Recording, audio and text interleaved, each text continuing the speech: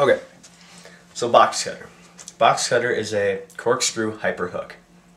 Duh. So, to do this, first you gotta get a really good corkscrew, for the most part. I mean, you can huck a box cutter if you want, but it's probably not gonna come out very good. So, to get a really good, really high corkscrew, you want to have a swing-throughable corkscrew before you throw the box cutter. That'll really help out a lot on getting a nice, high, and clean box cutter with a kick.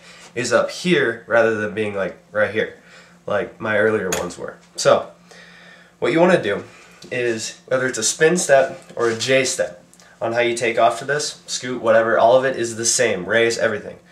All you got to do is, when you take off, you need to take your right leg. Well, I'm a left side spinner, so I'm going to use a left side corkscrew for this tutorial. You take your right leg and you swing it up at an angle. With your right leg is going to think about kicking your left shoulder. It's called a pseudo flash, like the slant gainer that you see everyone do, or like the moon kick, whatever.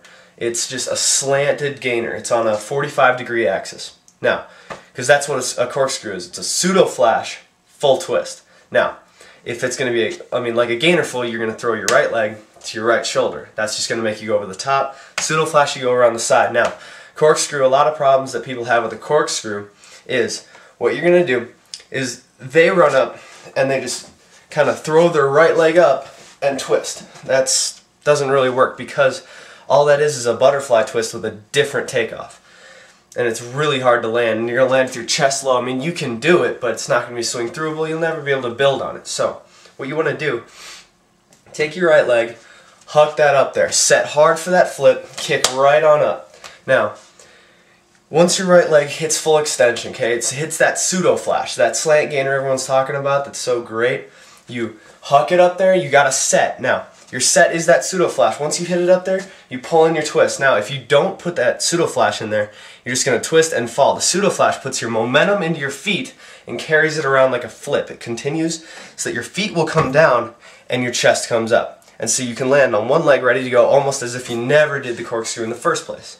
So it's like you're doing swing through. Like if you look at Anise or Danny Graham or Flo, any of the amazing tricksters we see today that are just up there on God level, whenever they do a swing through, they come out of that pre-move, the move they do before, like they never did it. That's how you want your corkscrew to land.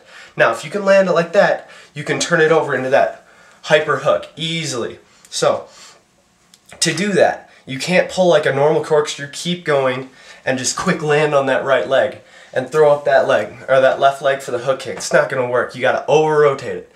You got to hit that hard, hit that hyper cork, and you just got to crank it as hard as you can. Still set. You still have to have your set. Otherwise, again, you're going to come out low, not be able to do anything out of it, or even hyper it to that box cutter. So, you got to set up like mad, crank it like you're going for a double cork. Crank it for a double, because you got to get the same or more spin done in the same amount of time. So, you really got to crank that spin. Once you go up, hit that spin hard and hold it for longer than you think you need to. Otherwise, you'll probably come out like a cork double leg.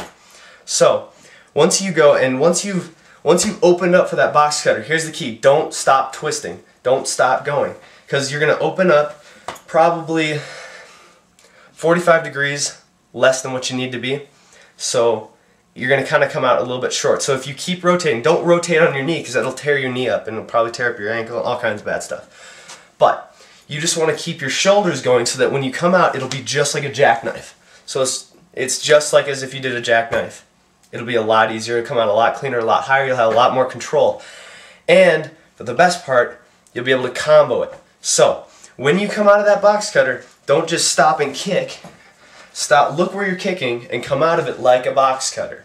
Or, come out of it like a jackknife. Okay? You got to keep your chest up, and you got to keep going into that hook kick, okay? That's the key to a box cutter.